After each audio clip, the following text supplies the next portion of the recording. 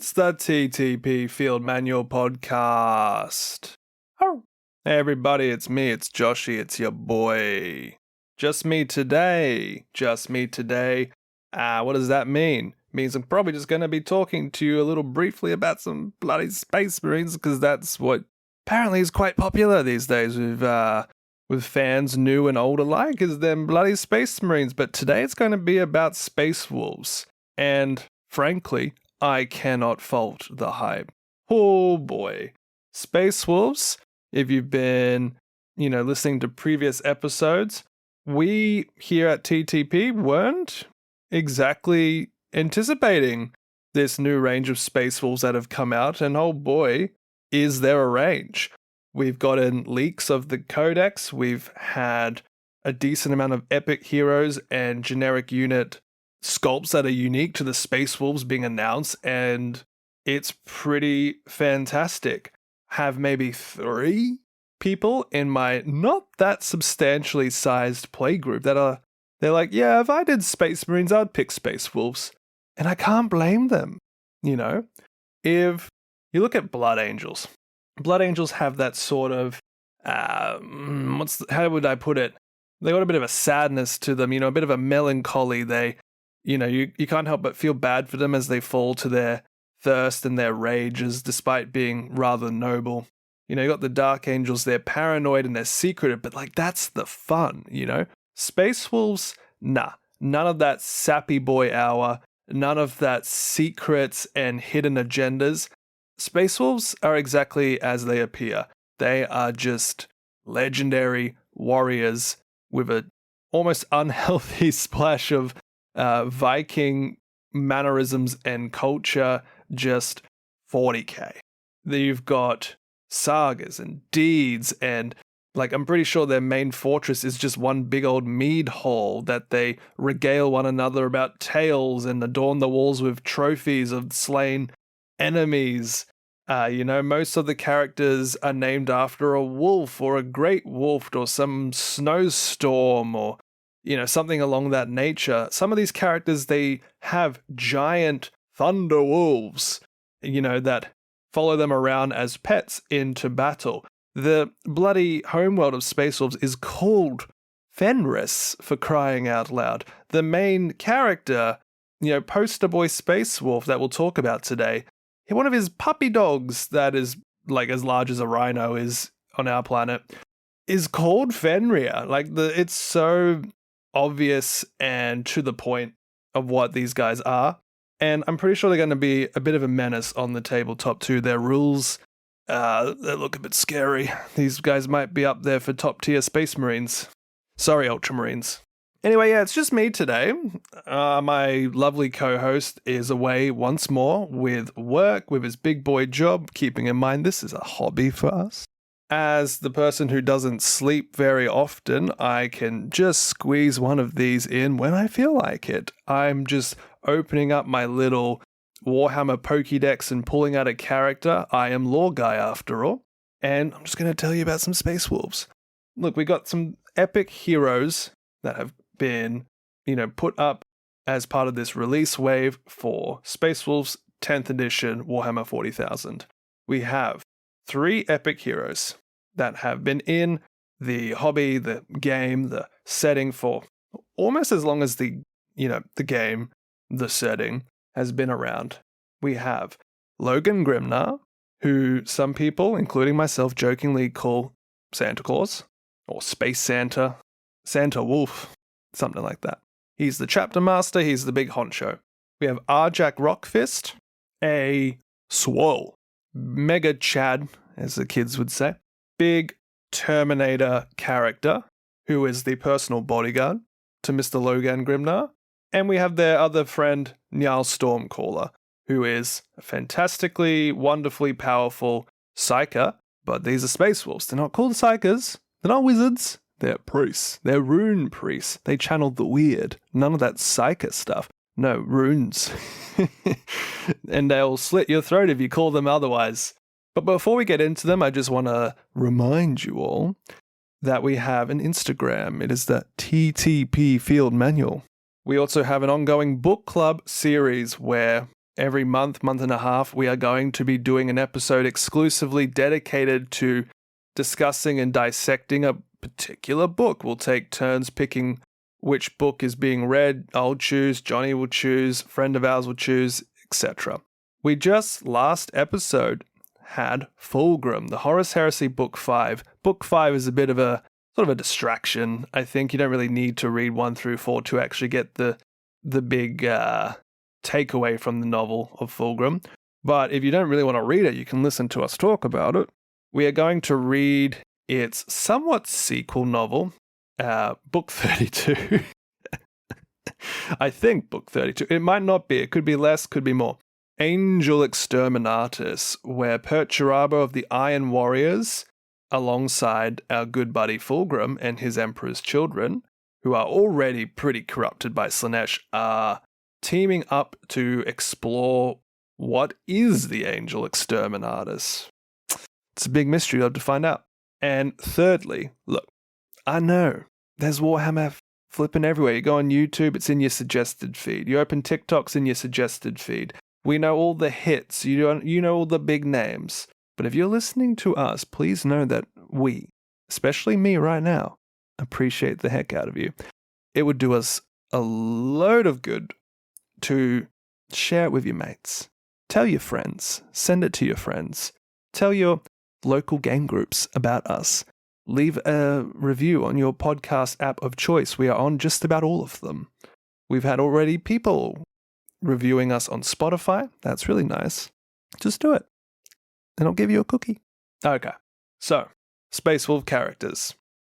What is this episode not going to be? It's not going to be characters really besides the 3 that I've mentioned. I want to keep this to the whole 10th edition release wave, okay?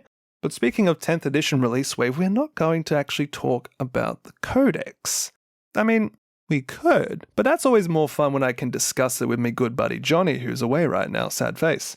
So we can talk about the Codex maybe in an episode or 2. We'll talk about the actual rules of the characters in mention today, just you and me. But everything else in the Codex, nah, next time, later, don't worry about it. But I will tell you that it's looking pretty juicy. A lot of the characters, a lot of the units are looking good. We're not even going to talk about too much the actual sculpts of the other units as well. Again, this is just Logan, Arjac, and Njal.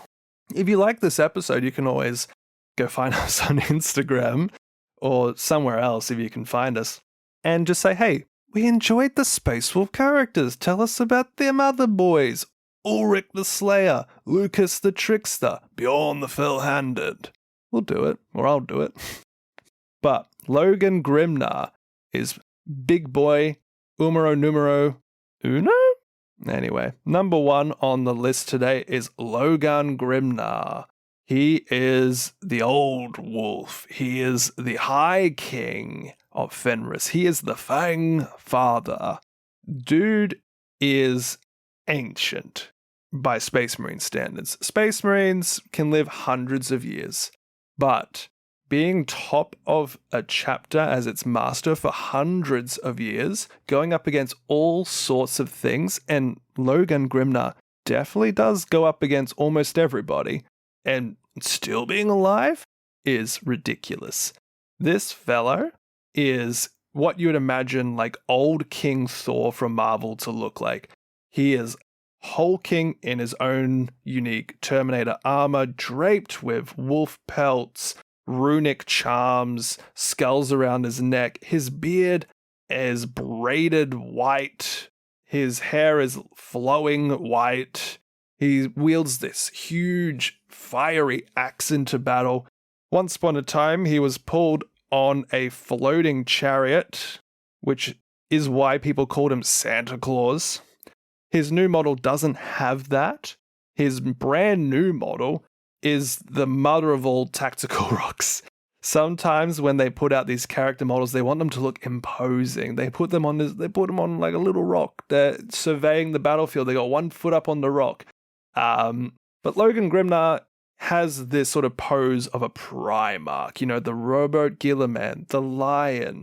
But he's not. He's just a normal space marine. But to make him imposing, they put him on this humongous little edifice, and his 2 wolf pets coming from beside him menacingly on the same goddamn base. But let me tell you a bit about Logan Grimnar. He's been the chapter master for over 500 years. His own company, once stylized as the Night Runner, a sort of mythological wolf. A lot of the Space Wolf great companies are based around these mythological wolf deities that are from folk tales and mythos passed down the clans and tribes of Fenris for millennia. But he now is leading the company, the Champions of Fenris. You can imagine this to be just the most important people. All the named characters are here, with the exception of a few. This is all the elites of the chapter. These are the people that appear in all the novels. Speaking of novels, actually, we're not going to be talking so in depth about these characters. We're just doing like show notes, cliff notes, that kind of thing. A little bit of a TLDR, too long, don't read, or don't listen in this case. But what novels would I recommend you to read, and what novels would I be lightly spoiling in today's episode? Look, when you are Space Wolves, you're pretty straightforward. You'll just be in the battles, There are a lot of smaller, narrative segments spread out through all the various campaign books and codices and whatnot. That's where a lot of the little Space Wolf battle vignettes come from. But especially Njal and Arjac, you'll find them in a sort of a Njal Stormcaller duology, humorously titled Stormcaller. We also have Ashes of Prospero in that duology. I'm not sure which one's first. There's a little bit of a clash of information there, but you can look it up. For something a bit more modern, there is one of the ongoing Dawn of Fire. I think it's Dawn of Fire. It's like an ongoing modern day, present moment kind of Space Marine narrative. There's like 7 or 8 of them by now, but they're all a little bit different with their POV. We have the Wolftime as one of them. We'll talk a little bit about what the Wolftime means later, but there's a book called that's pretty new. It's pretty recent. It's the most up-to-date little bit of lore for the Space Wolves outside of whatever's in their new Codex. If you want to read a book, could read that one. But, back to Logan Grimnar. Some would say this man is a bit bloodthirsty, tolerates no nonsense, no interference to the ways of his chapter, who are, for all intents and purposes, just little Vikings on a frigid ice world. They, sail the sea of stars. They have this fantastical outlook on life. They really aren't just Vikings. And so he loves to just be left alone with his chapter, going off fighting and defending humanity. That's it. But the actual world of Fenris, it is a savage place, my friends.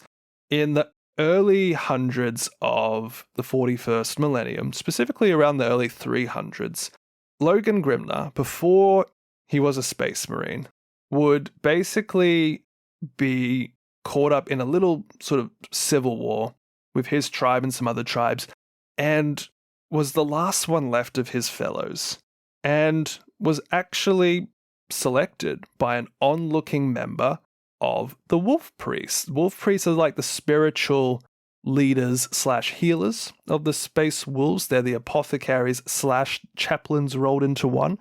Ulrich the Slayer, my personal favorite of the Space Wolves, basically observed Logan Grimnar as a mere boy, fighting for the honor and survival of his tribe, and said, that's my charge. I pick him. I choose you, Pikachu.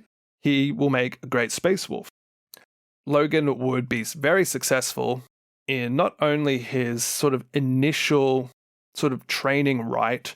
A lot of Space Marine chapters have this barbaric way of actually being initiated into a chapter, which is kind of just survival of the fittest. They think of whatever crap is nearby and basically turn to the human and say, go survive that. If you do it, you're fit to be a Space Marine. And Logan had to go and slay an ice troll, which had slain dozens of aspirants beforehand. And Logan would have to actually use bones of dead people as weapons to try and kill this ice troll. But he would survive. He would succeed.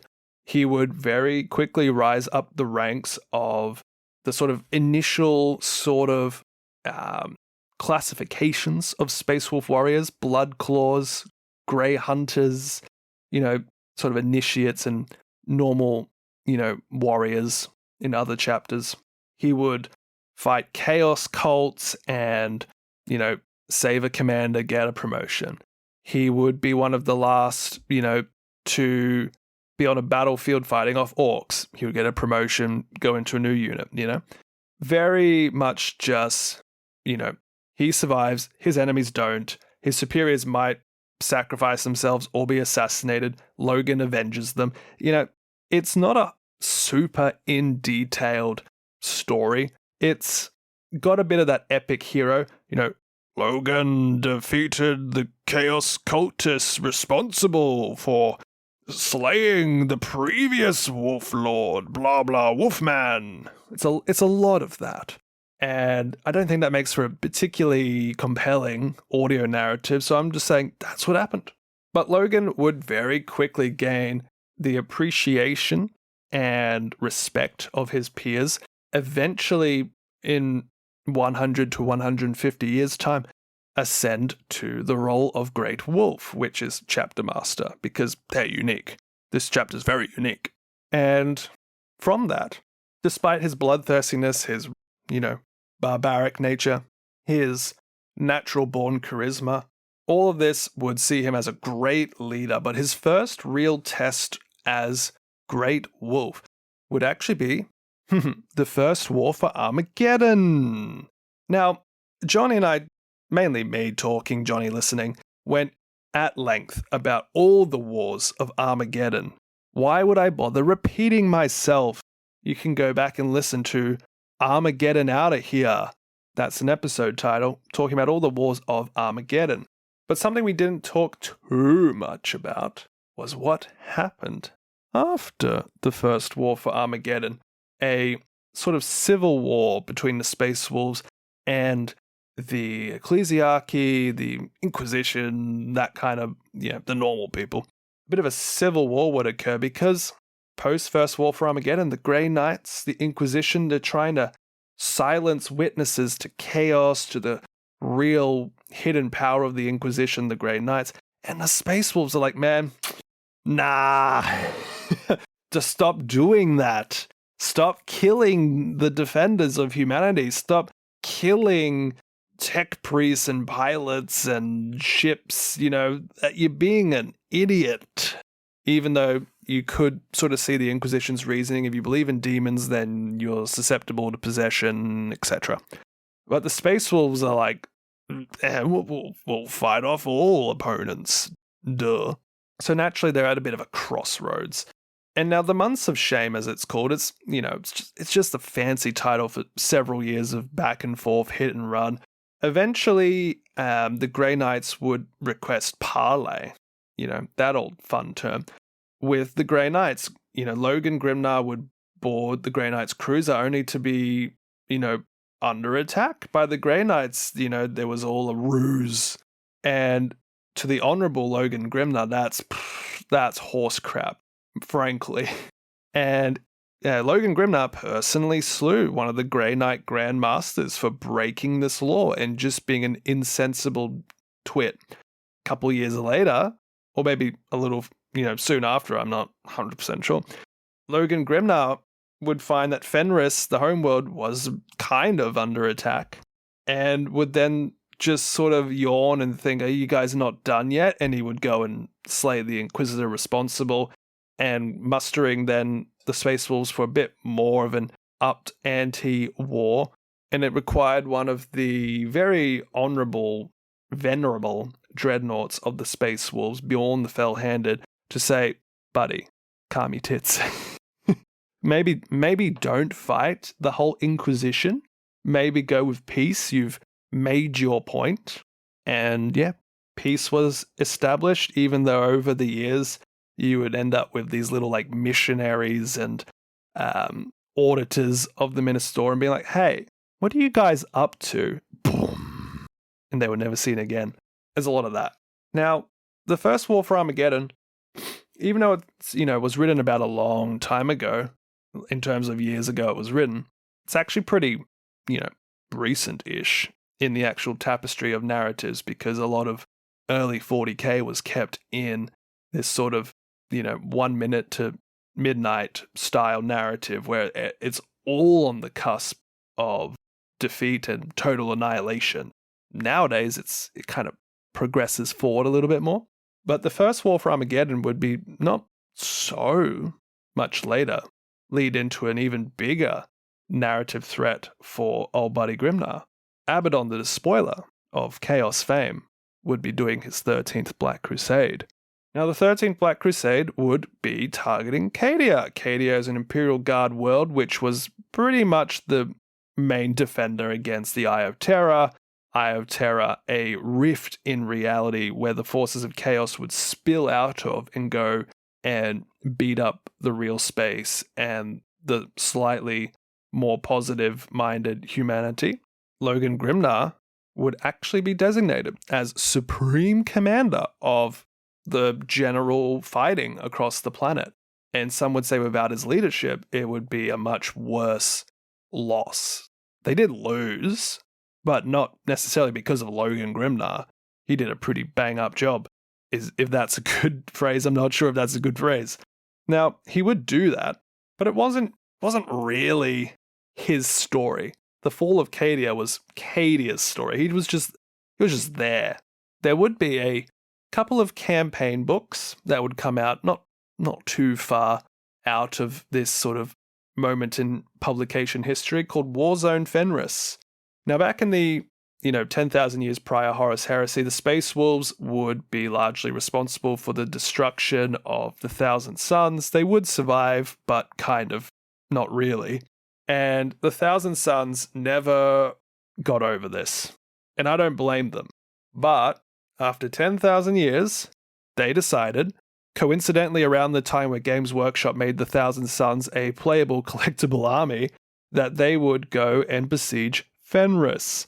You would have a couple of campaign books where in the first one, the Devilish Alpha Legion would conduct a series of rituals where several forces of chaos demons of all varieties would assault Midgardia, one of the 3 populated worlds of the Fenris solar system. And called the Infernal Tetrad, Logan Grimnar and his forces would have to fight them. But once done with that, Magnus the Red, the demon Primarch of the Thousand Suns, way stronger than Logan Grimnar, would appear and be like, hey, suckers, 'twas I that set all of this in motion. I'm the one that brought upon the curse of the Wolfen once more. More on that later. It was I that set all these things in motion. It was I that commanded the Thousand Suns to go pew pew on the homeworld of you. 'Twas I.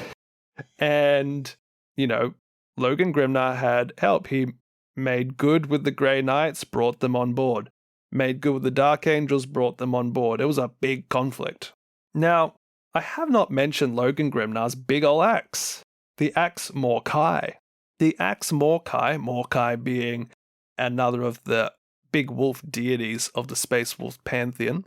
The Axe Morkai is a reforged, cornate weapon wielded by a Chaos champion named Doomflayer, of whom Logan Grimnar defeated in very much a visceral, close-quarter, combative way during the First War for Armageddon.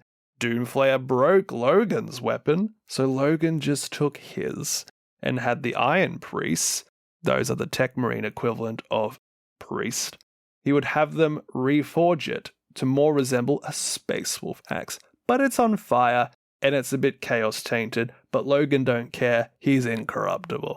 So Logan Grimnar, he has this weapon, the Axe Morkai. Fun fact about Khorne, Khorne hates magic. He hates Tzeentch, which is who the Thousand Suns revere. And Logan Grimnar would be able to use this damn axe to actually wound Magnus. Giga Chad Logan hacks into Magnus like a quite literal demigod. And then the Grey Knights use that opportunity to banish him. Following this, we get to the modern era. the whole rowboat Gilliman's back. He's got the Primaris Marines. We'll come back around to that. Just hold on. I want to tell you a bit about Logan's wolves. Their names are Tiernak and Fenrir. They are his thunder wolves. These are the apex predators of Fenris. They're usually found in the mountain of the Maelstrom. For all the wolf-like nature, they're actually closer resembling of rhinos. They stand to be about 8 foot tall at the shoulder. Fur like steel wire, with teeth that shred steel, and the teeth themselves can regrow in perpetuality. They're not exactly tracker like wolves, they are chargers, which is very fitting for the space wolves.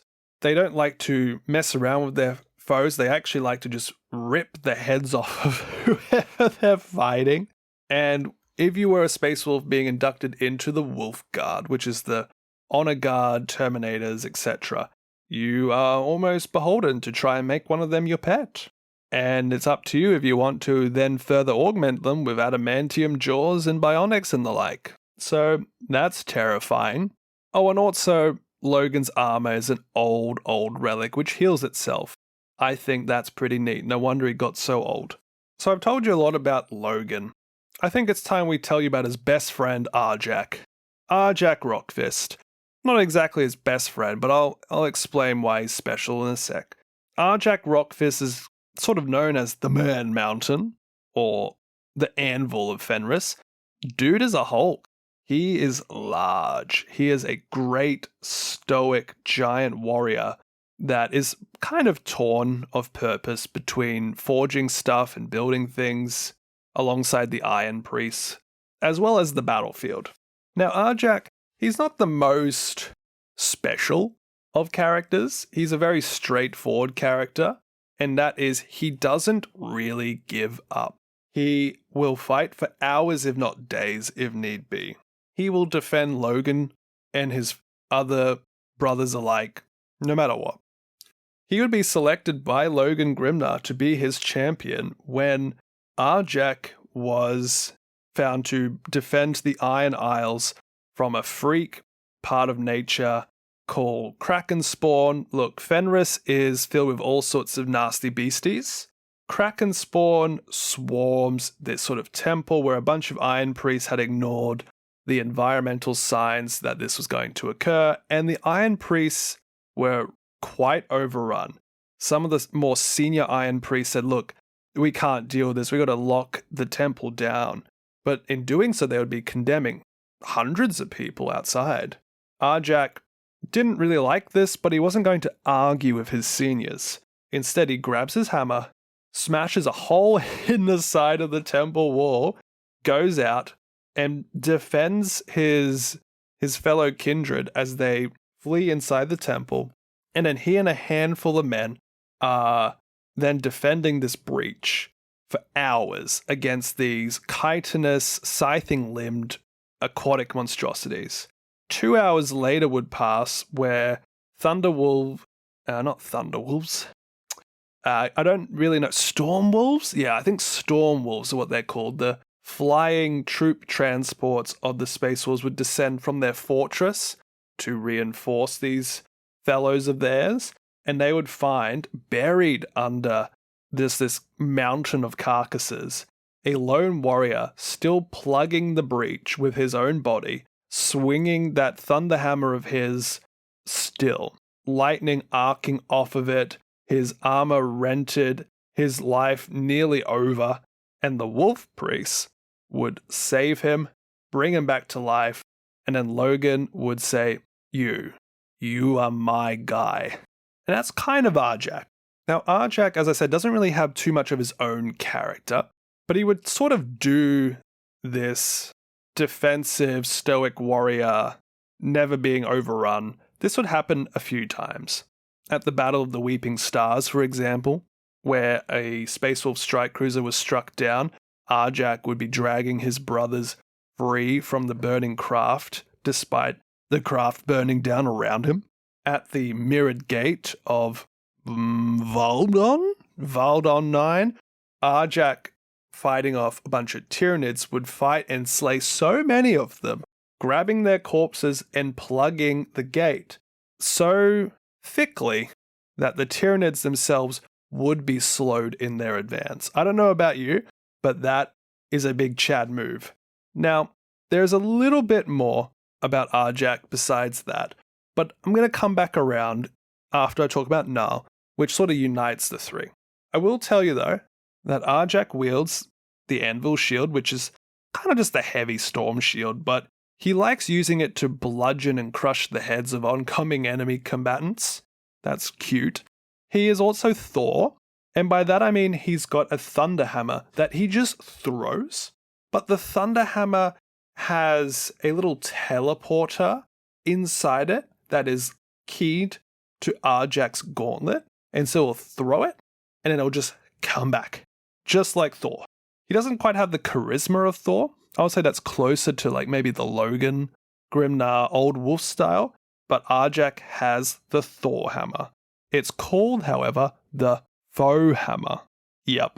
And now that takes us to Njal. Njal has the cute nickname of the Tempest that walks, and I think that's a pretty appropriate nickname for what is perhaps the greatest of all the Rune priests. Rune being the magical priest, Iron being the mechanical one, Wolf being the healer one. Njal is a valorous warrior, my friends. He is a true Viking upon the, ocean, so to speak. And this is because from a young age, his own tribe, their land sunk beneath the oceans of Fenris. The oceans rose in the sort of season of, consuming the land, forcing people onto their big Nordic vessels for a while, and then the oceans retract, they can settle again. Njal and his tribes would eventually come into engagement with one another. It's a bit of a survival of the fittest environment. And Njal would be seen leaping from ship to ship, clearing the enemies from them, shoving them overboard, killing them. But by the end of one, fateful battle, he himself would be the one about to die after being speared through the chest. A Rune Priest, hilariously titled Heimdall, would, from up high, notice his bravery, swoop in and say, this guy is going to be my apprentice. Almost like the Space Wolves are a sort of Valhalla for the mortal, humans that survive Fenris. Njal would become an instrumental talent.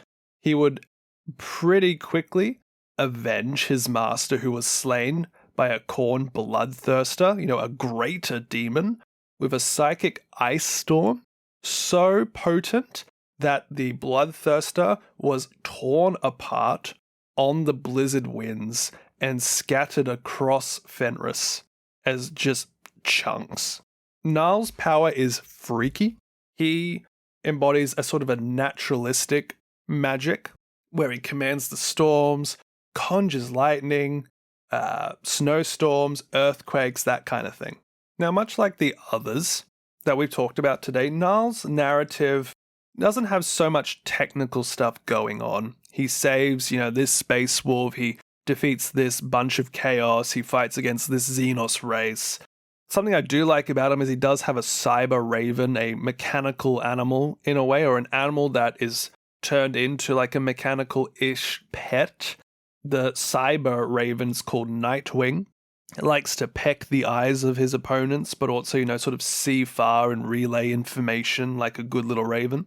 But it's not until, and now we're bringing everyone full circle, the dawn of the Dark Imperium. After the fall of Cadia, Chaos, big win. The sort of Imperium split into as something known as the Cicatrix Maledictum, or the Great Rift, tears half of the galaxy apart. During this time, Njal would receive a vision of the imminent Wolftime. Wolftime is essentially the 40k equivalent to Ragnarok, and I'm being quite literal about that.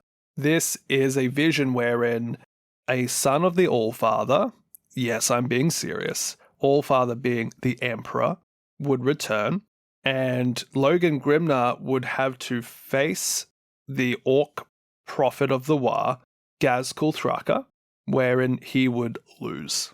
This is the vision that Njal foresaw, And they being the Space Wolves, would be getting ready for the Wolftime, for Leman Russ to come back from wherever he went to unite the Space Wolves against the big threat.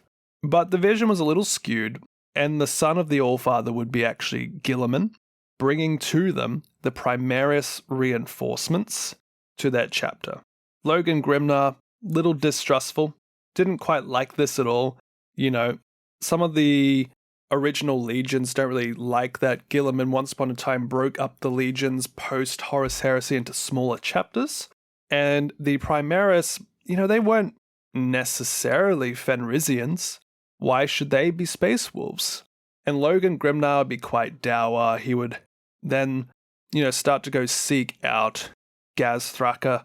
Arjac Rockfist would accompany him into most of his battles, trying desperately to protect Logan and keep him alive until eventually Logan would come to his senses and realize, you know what, it's probably a silly idea to die in battle, isn't it? And Arjac would say, yes, you're right, that would be a stupid way to die. And that kind of really takes Logan and Arjac to the modern setting. Whatever happens in Wolftime, if that's not what happens in Wolftime, I don't know. You can go find out.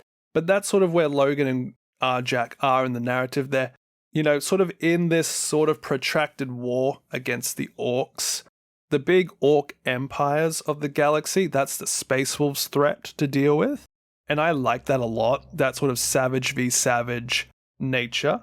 But Njal had his own little side quest wherein he would actually be greeted by a Thousand Suns sorcerer in spirit, who would say to him, look, there are some Space Wolves locked away in a temporal prison on Prospero, the Thousand Suns homeworld. Arjac and Njal and a few others would go to this planet, go through all the wacky doodle mazes, and find them.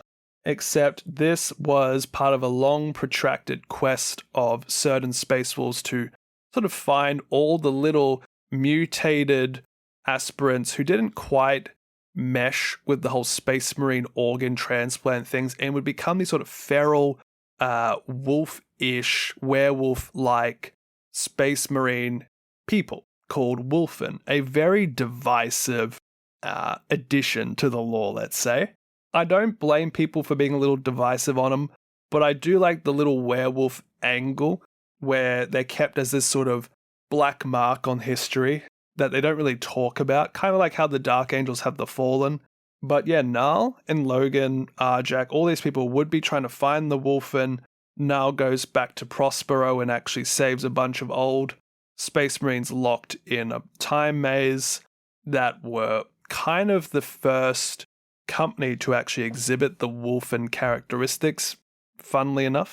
This all sort of ties back into Magnus and his whole trying to break apart the chapter by getting the curse of the Wolfen back. It's a superstition, if you're near them, you turn into them. It's a little bit iffy-wiffy, and it's one of the parts of the Space Wolves that a lot of fans like to just ignore, but that's a core part of Njal's character, is dealing with that. So it may as well talk about it, damn it. That's kind of what we have to say, all up, about those three characters. Before we wrap up the episode, I'm going to talk about their rules. I'm not going to talk about how they interact with the detachments or the army rules, because we'll be here forever. I'm just going to talk about their actual data sheets and how I would personally use them at a first glance on the battlefield. So we'll start with Logan.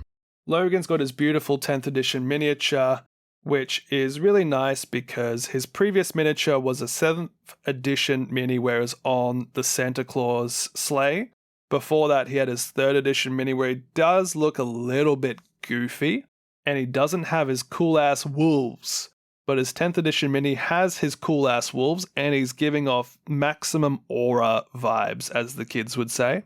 Logan is a Terminator armored individual. He's going to have a nice beefy 4-up invulnerable save, a half-half chance to shrug damage. He's got a impressive 8 wounds, which is a bit more than most Space Marine characters, and I think that might, be implied to be like maybe his wolves taking a hit for him, maybe not. He moves 6.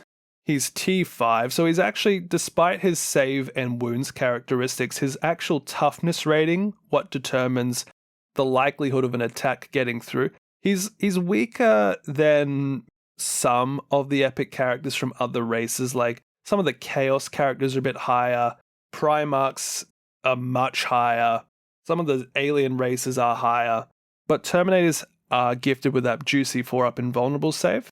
His weaponry's okay.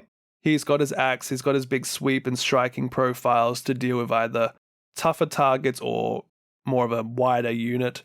But it's his abilities that really sing to me. He's got 2 abilities, one that allows him to be on the battlefield and declare a unit of yours that's in your reserve, so off the board, to come in earlier than the game typically allows, which allows for an amazing alpha strike move where you attack the opponent a bit quicker than they may be ready for, and that sort of creates a wedge that you can drive to get that upper hand for the rest of the game.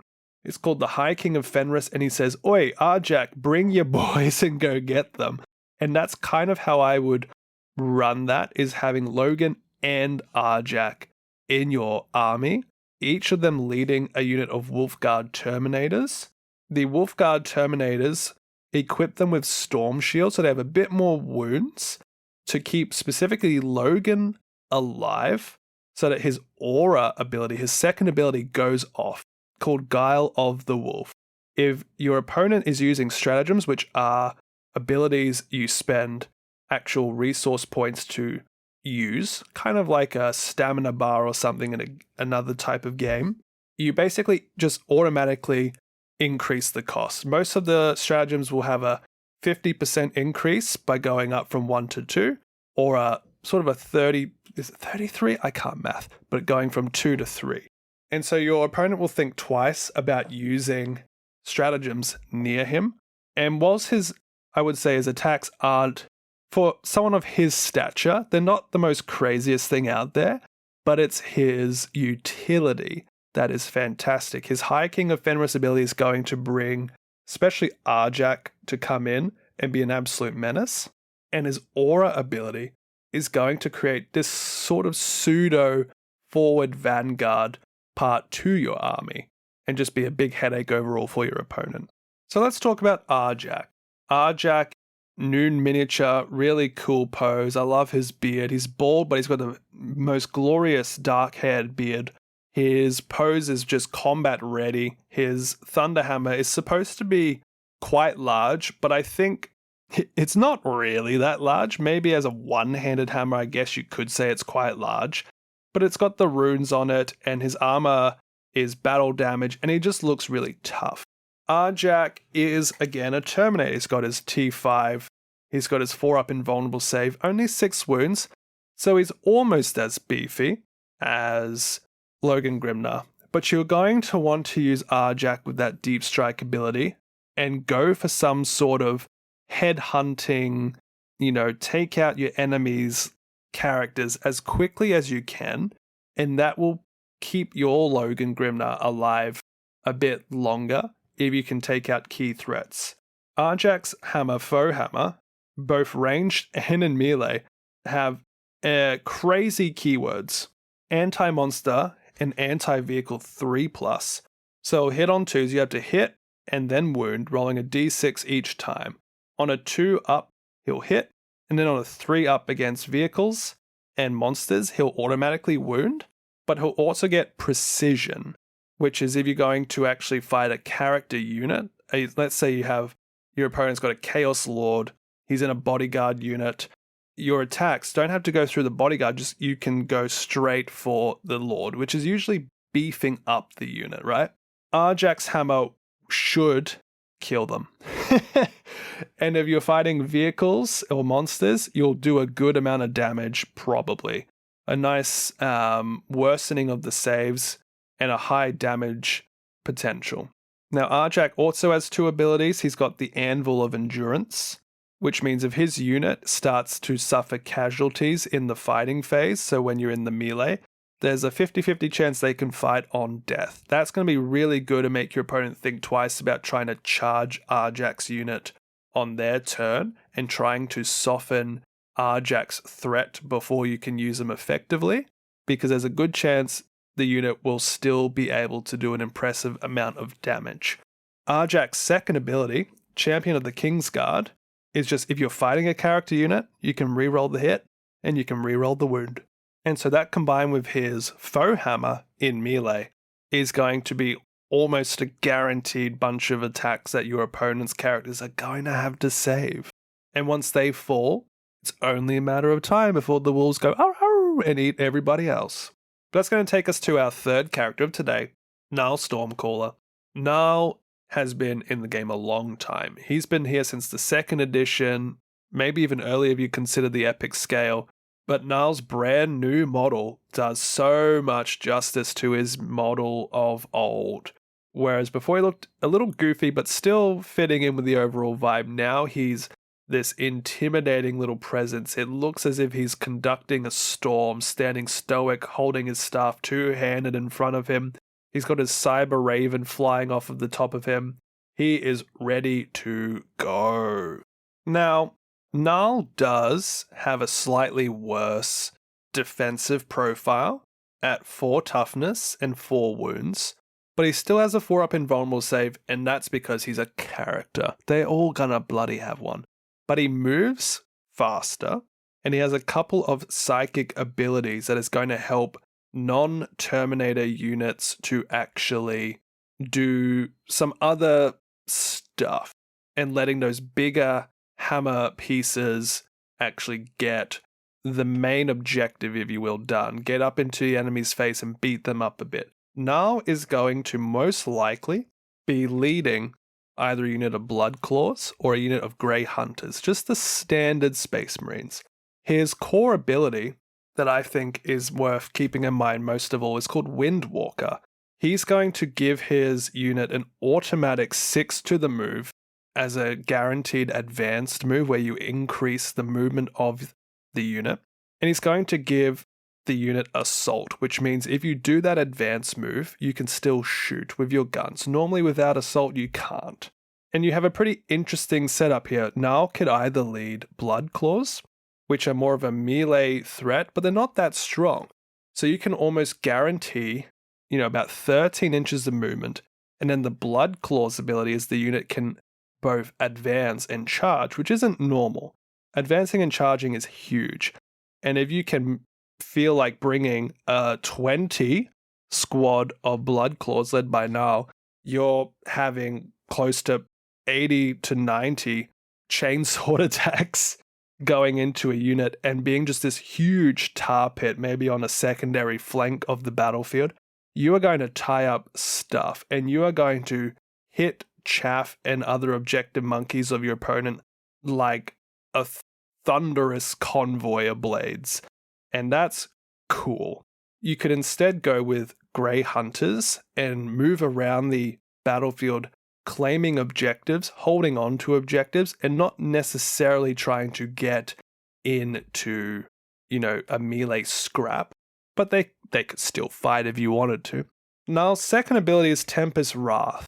In your shooting phase, after you do his sort of psychic lightning bolt attack, you can kind of limit the range of your opponent's unit that was just hit by about 6 inches to a minimum of 12.